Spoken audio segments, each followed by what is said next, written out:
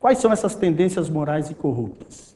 O reavivamento wesleyano emergiu como uma contraparte moral das tendências imorais e corruptas que caracterizaram a Inglaterra do século XVIII. Isto não significa, contudo, que não houvesse nenhuma forma de espiritualidade à parte do movimento wesleyano. Vários movimentos tidos como seitas pela Igreja Oficial Inglesa, inclusive o presbiterianismo, entre outras, por mais esvaziada que estivessem, de alguma forma tinham traços de respeito e honra, no sentido religioso, principalmente em meados do final do século XVII. Dentre esses movimentos estava o próprio calvinismo, do qual pertencia Bunyan, George Fox, Winstanley e outros, que apesar de serem considerados com desprezo pela estrutura da época, se preocupavam de algum modo com a tendência adquirida pelo processo religioso. Uns para resgatar a verdadeira moralidade, outros para seus próprios interesses. De Bunyan pode-se dizer que sentiu os desprezos, as tentações e o ateísmo dos anos 1650.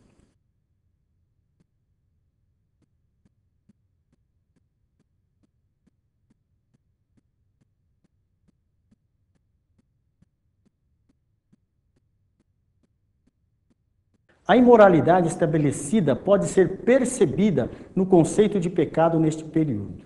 O pensamento revolucionário da segunda metade do século XVII, originado a partir do pensamento da Reforma, de que cada cristão é seu próprio sacerdote, tinha sido ampliado para o que se pode chamar de autonomia sobre a definição de pecado. O pecado deixou de ser determinado por qualquer tribunal, fosse ele temporal ou espiritual, passando a ser fórum íntimo de cada fiel.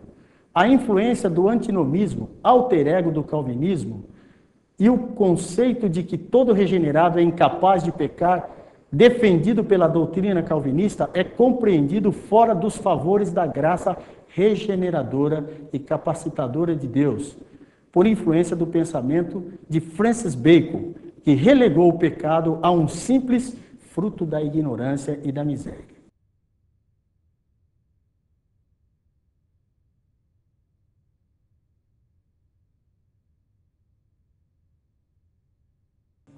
Com isso, o conceito de moral estabelecido pela ideia bíblica de pecado, que fazia parte da teologia e do pensamento religioso das pessoas, foi eliminado.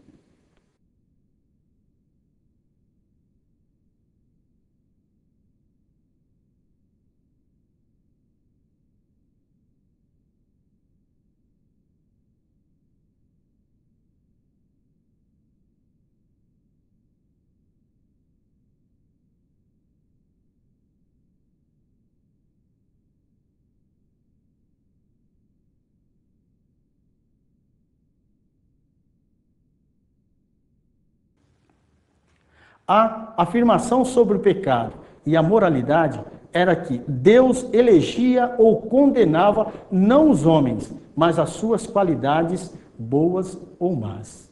Nenhum homem podia libertar-se do pecado até ele cometer tudo o que é pecado, como se não o fosse.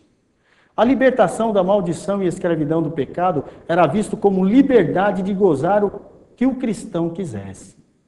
É nesse contexto que Wesley vive e experimenta o seu reavivamento espiritual e religioso, que trouxe uma nova orientação para os cristãos e para as pessoas em geral.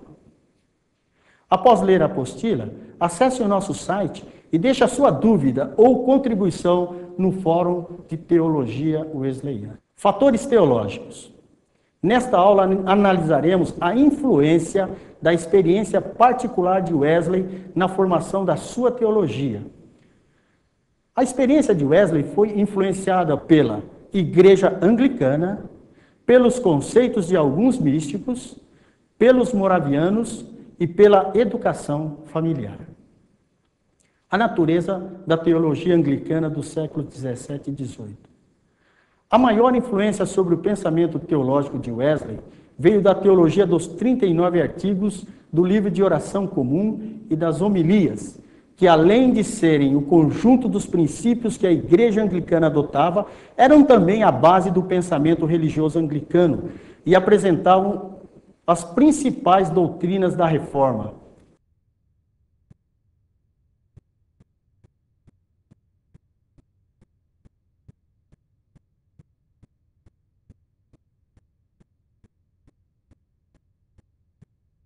A natureza da teologia anglicana podia ser propriamente vista da seguinte maneira.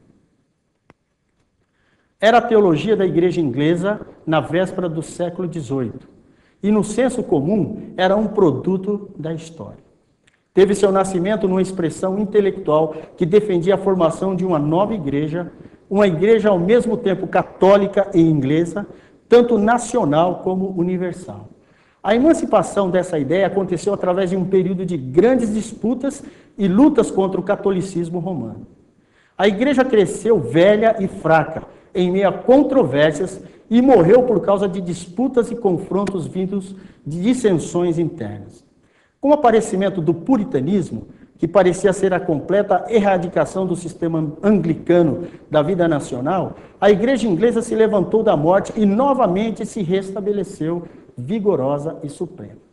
Este momento histórico na teologia anglicana foi o efeito e não a causa das mudanças históricas, e a razão de todos os movimentos sociais e políticos. Com Eduardo VI e o arcebispo Cranmer, a igreja se aliou com os calvinistas de Genebra. Com Carlos I e o arcebispo Laud, voltou-se novamente para a fé católica medieval. No período de Carlos I, ano de 1625, o renascimento da religiosidade da igreja anglicana fez com que a justificação fosse justificação através da igreja. Os clérigos eram os intérpretes da Bíblia para o povo. A expressão reformada de sola fide era totalmente incompreensível à parte da igreja. Na era elisabetiana, o slogan muda para justificação pela fé. Por isso é importante ver que quando Wesley diz que sua doutrina da justificação não difere da igreja da Inglaterra, é necessário verificar qual período ele está se referindo, pois as doutrinas diferem de período para período. Por exemplo, a doutrina da justificação sofreu uma mudança radical através do pensamento de Richard Hooker. Ele define os pontos de concordância da doutrina entre a Igreja da Inglaterra e a Igreja Católica Romana e aponta as divergências entre o pontificado de Cantuária e o de Roma. Ambos concordam que todos pecaram como resultado do pecado original, que mesmo as crianças têm sua natureza corrompida, destituída de justiça e contrária a Deus. Que somente Deus pode justificar, que nenhum homem pode alcançar a justificação, a não ser pelos méritos de Cristo, e que, embora Cristo como Deus seja a causa eficiente, e Cristo como homem seja a causa meritória de nossa justificação, ainda assim alguma coisa é requerida de nós.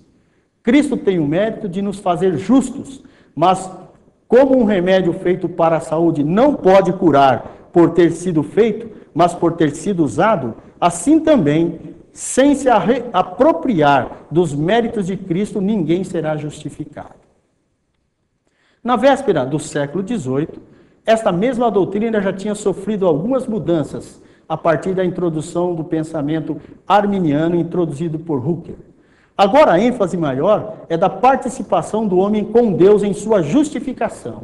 A nova ênfase da cooperação humana com Deus no ato da sua própria justificação deve ser entendido não como um fenômeno isolado, sustentado para finalidades práticas ainda explicadas teoricamente, mas antes como parte integral de um ponto de vista bem elaborado da justificação. O sentido aceito sobre a justificação nesse período pela Igreja Anglicana é a tentativa de juntar em um único sistema a graça de Deus com a responsabilidade humana. Fazendo isto, ela coloca a sua ênfase principal sobre o homem e sobre as exigências que ele deve respeitar para ser justificado.